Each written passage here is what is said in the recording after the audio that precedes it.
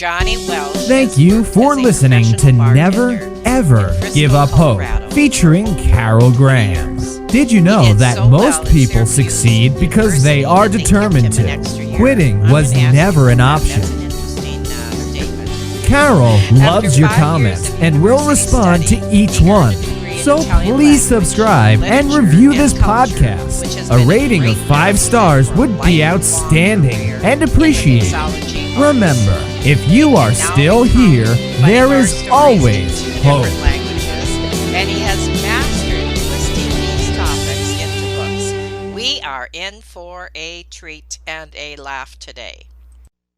Have you ever felt like giving up, quitting, throwing in the towel? Welcome to Never Ever Give Up Hope, featuring Carol Graham. She's an author, health coach, and motivational speaker. Backed into a corner multiple times in her life, Carol shares with you stories on how she overcame some of the toughest obstacles a person can go through in life, but refused to give up hope. Rather than admit defeat, an opportunity was presented, and it involves each and every one of you. Carol will feature spectacular guests who will share their messages of hope, encouragement, and their inspiration to prove why life's adversities only make you stronger. And now, welcoming the host of the show, here's Carol Graham. Johnny Welsh is the author of multiple award-winning Paper Maps, No Apps, an Unplugged Travel Adventure. His first book, Weedgalized in Colorado, about the legalization of marijuana in Colorado, won 2 awards from Reader's Favorite. What interesting topics. Welcome, Johnny. Thank you, Kyle. I'm so happy to be here. Sounds like fun already. Oh, absolutely. This and such diverse topics. This is really going to be interesting. All right. So the first question I want to ask you here, and that is, are we losing the magic of in-person social interaction due to the overuse of smart technology? I know that you can answer that from firsthand experience, so go for it. Oh, thank you, Carol. Yeah, it's sad to see, and I hope we're not going down that path. But I see less interaction with the travelers that come to the state of Colorado, the travelers, the guests, the tourists. They come in and they sit at the bar in our restaurant. And usually someone that sits at the bar in a restaurant setting, they want to have interaction normally. That's why they sit at the bar and not at a table. It's 2 different dynamics. So I see now people at the bar not really interacting like they used to. Like, hey, what did you find in this cool town? Did you find a good restaurant? Was there a good ski resort that you preferred over a different one? Is there any hikes that I should make sure I don't miss? Like that kind of interaction. They come down to the restaurant and the bar and they sit down and they bring their phones out like almost automatic. They come out, their phones go out and they're glued. And they don't even look at the menu or order a drink or anything. I have to interrupt them. Excuse me, are you thirsty? You want something to drink?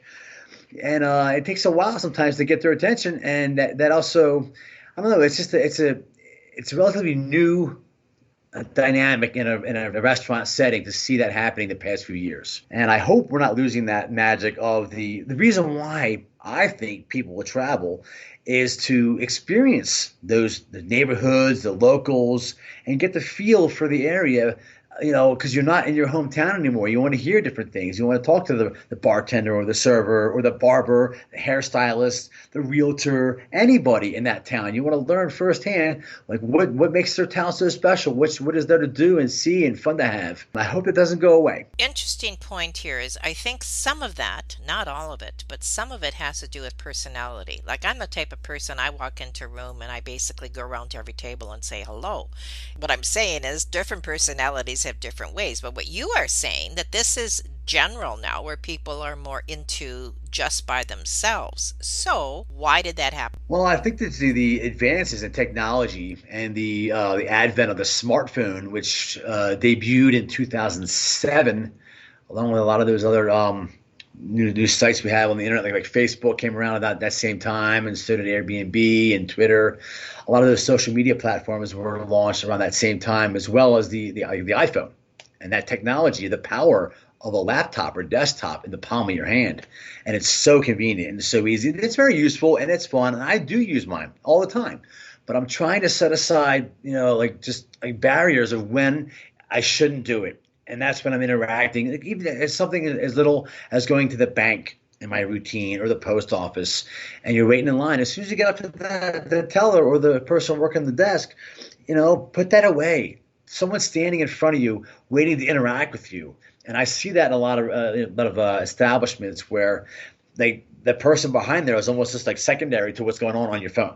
And I just think that's just not as acceptable as people would like to think it is. I agree. We have a policy in our home, and we have since the kids were little, and that is we're having dinner together, we're sitting down, and we're talking. So what you are describing, I think, may even be a result of that not happening in the home anymore. True. Yeah, I believe that as well. And the technology is so powerful. It grabs our attention, and it is designed that way. In my book, Paper Maps, No Apps, the first couple of chapters, I actually do a lot of research into the topic before I go into the humor aspect of it, because the whole topic came about was my girlfriend and I had taken a 17-day road trip, and we decided to dare each other. I dare you to unplug the whole time and use paper maps, and it was kind of a joke at first. And we actually named the trip, jokingly, Paper Maps, No Apps. And we had no idea how that would play out or how it would affect people on our road trip, and it did. And that is what inspired the book. And we're going to talk a little bit more about that later in the show.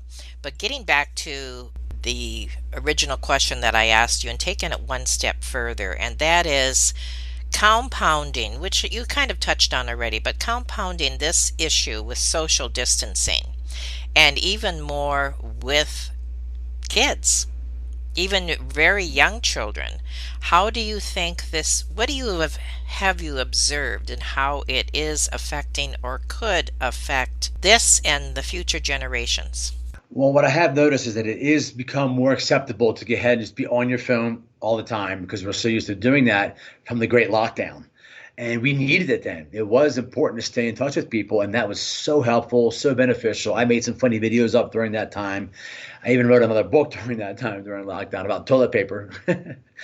But I just think that I saw that. yeah. What's that? Stop for a second and tell us what that's about. Okay. It's a comedy, again, a comedy on scarcity mentality and people having to hoard toilet paper. So I call it Toilet Paper Crisis, and wipe away those fears. So there's about 20 innovative ways to take care of yourself from the bottom up should you run out of toilet paper. Oh, that's hilarious. And is it short little quirks, or is it written like a story? No, it's very short. It's some fun research into the topic and the history of TP, and it's more of a novelty item. I actually wrote that during lockdown to spread a little humor during those dark times, and I probably shouldn't use the word spread and TP in the same sentence.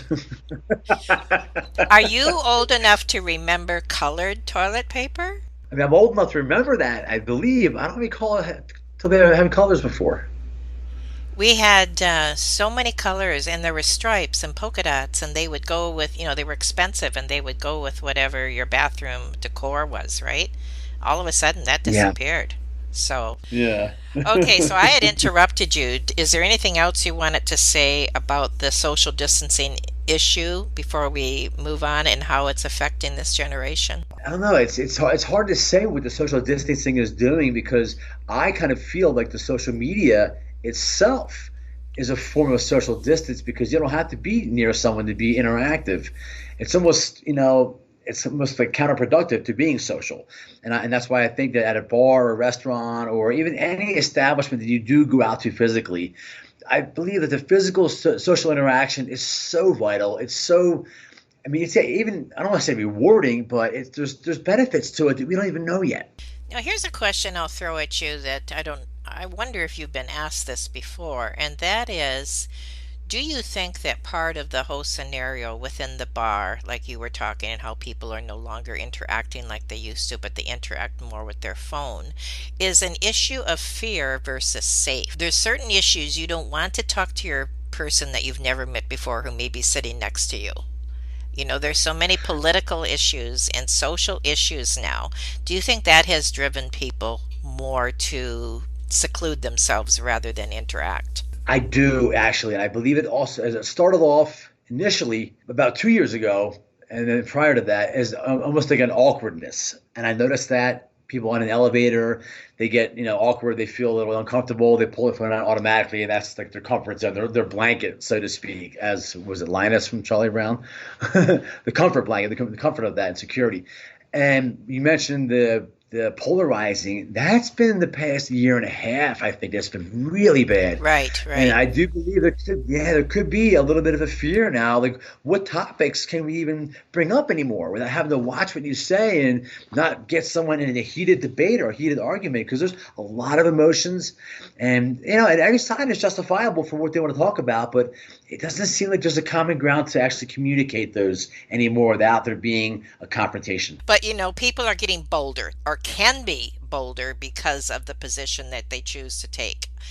Now, that's a little contrary to what you had just said. So, how do you feel about that? People being bolder, it seems to be more prevalent now online, where you can hide behind an email, you can Yes, hide behind a yes. text, and say whatever you want with because you're removed from the actual situation. You're not even there. You can just Right. voice your opinion, which, I mean, everyone's entitled to have their own opinion, but I think there needs to be a little bit of tact with that. Very well stated. Give us some fascinating moments. This is what your book addressed as well. How you've taken some of those and put them into your book format. Well, I see those moments nightly anymore, and it's fun, it's entertaining.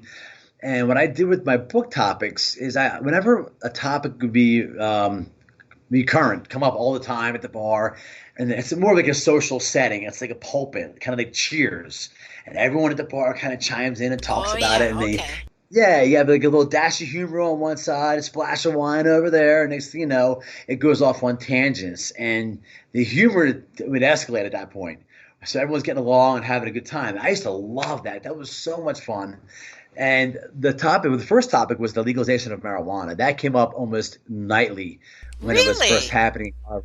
Yeah, when it was first happening, right around the time of the vote and just past when the vote happened.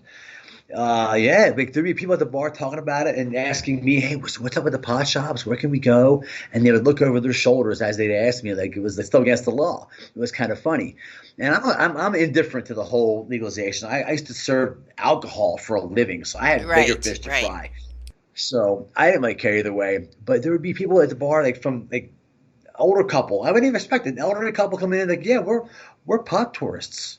We want to know what to see and do, and more importantly, where to go to eat, which was so much fun. And then I remember that same night there was a gentleman by himself in a very expensive business suit.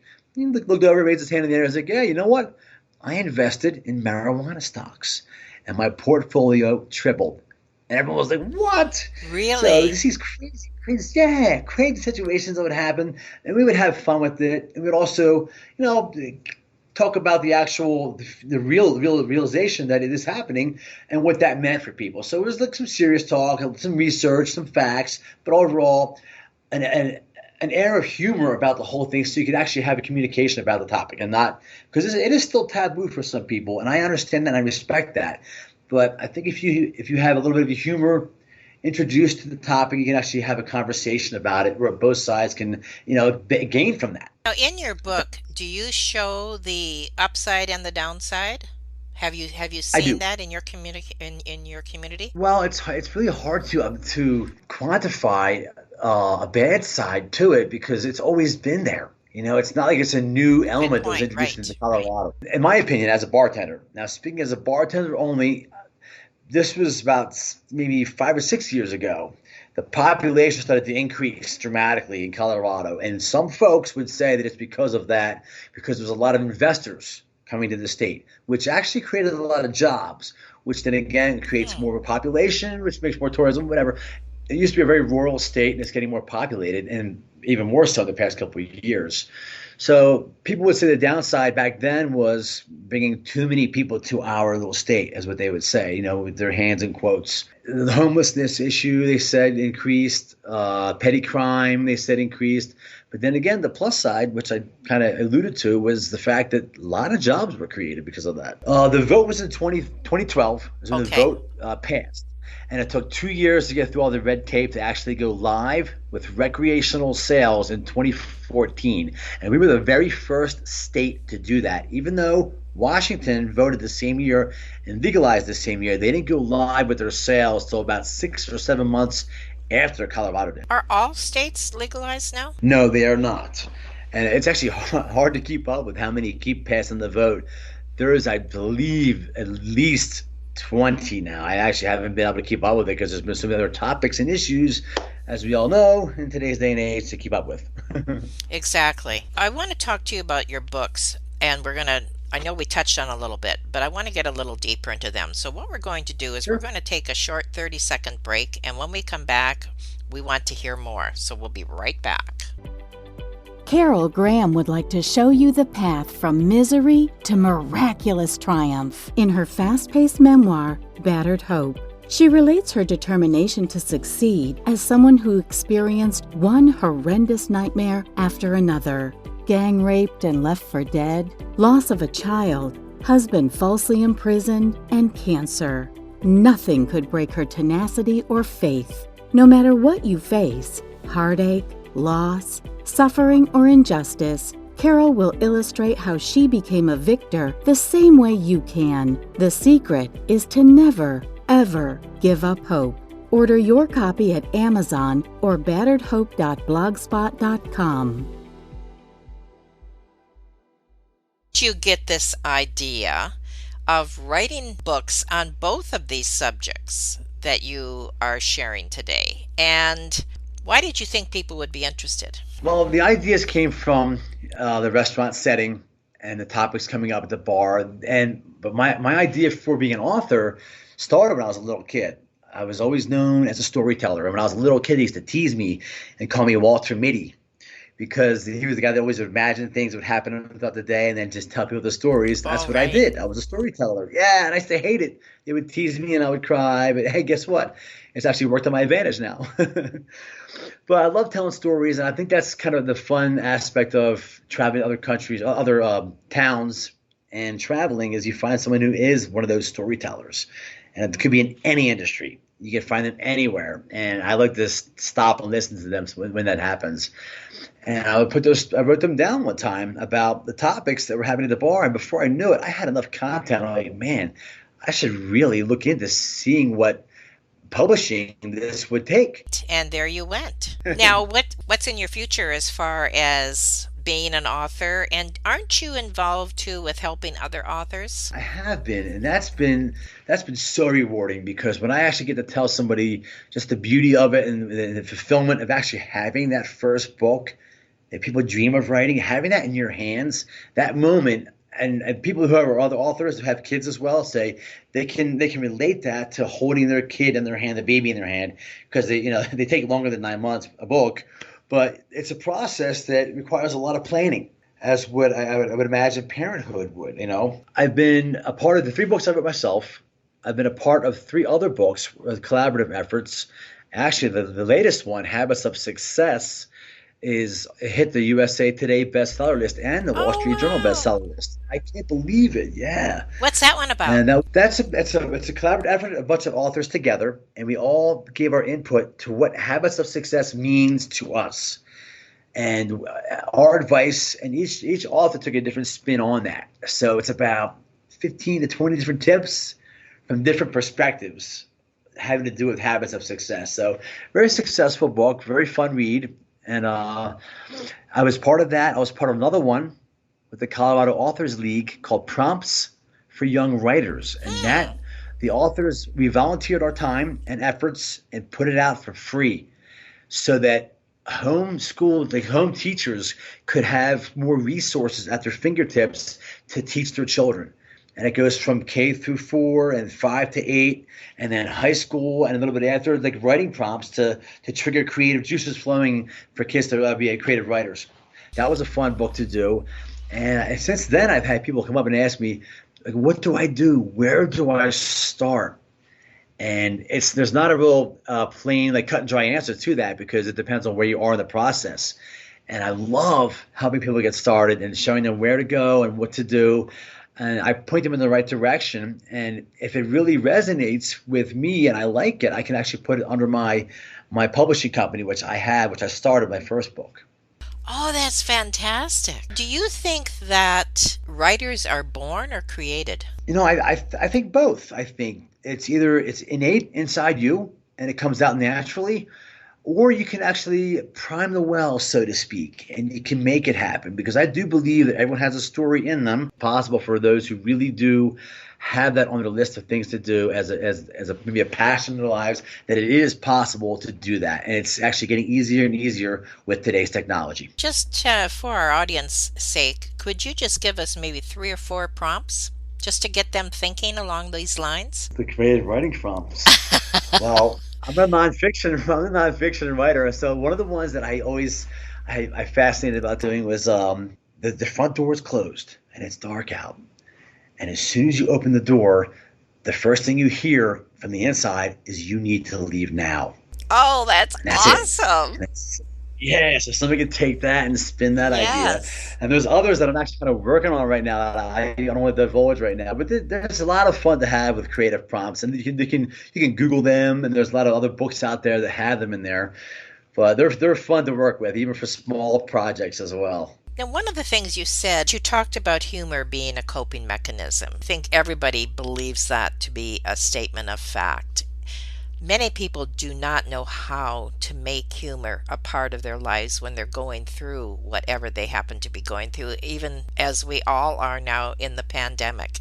Could you expound on that a little bit? Yeah, humor, I believe, is essential, even more so today than ever before. And I don't know, it's always been with me. Even when I was like a kid growing up in school, I was always in trouble for making the noises during the film playing. And I got class clown in 8th grade, and I got it again in senior year in high school, which my mom was very upset about. She said, that'll look great on your resume. And she would stand her foot on the ground with her hands on her sides, And I would laugh at that. And actually, it's working out well now because I write humor. But and especially for a bartender to have that too. Most bartenders have a good sense of humor. I hope anyway. In today's day and age, it's more important to really take a step back, take a deep breath, lower your shoulders, and make fun of your situation. Just have a light sense of humor about your situation, about our situation as human beings, and not be. Today's like the day of being offended too. The age of being offended. Oh my goodness! Don't be so Yes. offended all the time. Take a deep breath, relax. Some things when you can relate. Hey, we do this. We acknowledge it. We admit it. We're at fault. We can be, asinine and silly sometimes. So laugh at that. It's okay. And it's okay not to be offended all the time. I mean, I saw a T-shirt saying last week in the restaurant, I'm offended that you're offended. Yes, exactly. That's a perfect one, right? So we get banned. At some point, and I'd like you to address this and what you went through as well regarding how you had to change your career, maybe was forced into that. So tell us a little bit about that and what steps you have taken to move in a different direction. Well, the changing of my career, I had always planned on doing anyway. The eventual change from bartending into real estate investing. I used to dabble in that, 10 years ago as a bartender. I had some good success, but I love doing it. I would find a property that needed a little bit of a sprucing up, and I would live there. I'd work on it as I lived there and recreate, redesign, open space, whatever. And I liked that. It was very rewarding. And I didn't make a killing off of it. I made enough that would cover the cost of, the effort I put into it. And it was fun. I loved doing that. So the transition from bartending to real estate, I plan on doing 2 years from now. Bartending has changed. And during the pandemic, with reduced tables in the restaurant and having to do everything an entirely different way, Right. we all adapted and changed, and we all made it happen. It just, I don't know, it didn't seem as fun anymore. And now that we're full capacity again, it's just, and we have very little staff to help us at all. It's overwhelming. It's almost like I've heard other bartenders say this, not my words, other bartenders, a lot of them, it's just not as fun anymore. With changes that we're now living in affecting the bar industry in the last couple of years, did you change careers? I did. My original plan was to go into real estate, And I actually entered into that sooner than I expected due to the whole pandemic. And I've been doing that now for a solid year. And I'm loving it. It's a great new industry for me. And it's just like bartending. It's people based. It's based on relationships and finding someone what they really want and finding them the home they want to be in. And I don't know, it's almost like a perfect fit for me going from bartending, which is a people business, into real estate. I love the people business. So I'm kind of liking that. Exactly. Yes, definitely. And do you think that's where you'll stay, other than being I an do. author? Yes, I do believe I'll stay in the real estate and continue writing as well. So now to summarize, give us a little bit of a summary of your books and what you would like to share and who should buy them. The books. All right. Well, the first book was about the legalization of marijuana and all the crazy and fascinating stories that happened with that whole era. It was an unprecedented time in our state, Colorado, and in the nation as well. The pros, the cons, the emotions that went with that. I interviewed a lot of the people who brought businesses to Colorado because they were the trailblazers, not only in Colorado, if you think about it, for the nation, because we were the first state. So that was kind of cool to hear their background, their passion, and what they plan on doing within the industry. The next book that I had written was Paper Maps, No Apps, an Unplugged Travel Adventure. And that was inspired while bartending when I saw a family of four come in and mom, dad, son, daughter spent the whole entire dinner on their phones. So Wow. I wanted to do a break myself from my own habits, and my girlfriend and I, which is my wife now, because we listen to each other more because we're on our smartphones. It's communication's tough these days, and we're doing better with it now by listening instead of texting, scrolling, shopping, tagging, poking, you name it. There's so much you can do on those anymore. Good That point. book was it was a travel adventure, 17 days on the road, and a dare to unplug.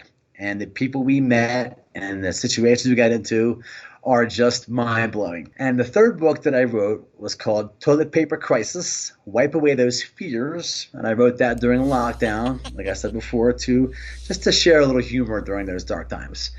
And I have more bar topics and more mini books coming out. It's a mini series of all funny bar observations. Like I said, he had a dash of humor on the one side, a splash of wine on that one, and before you know it, it becomes a book.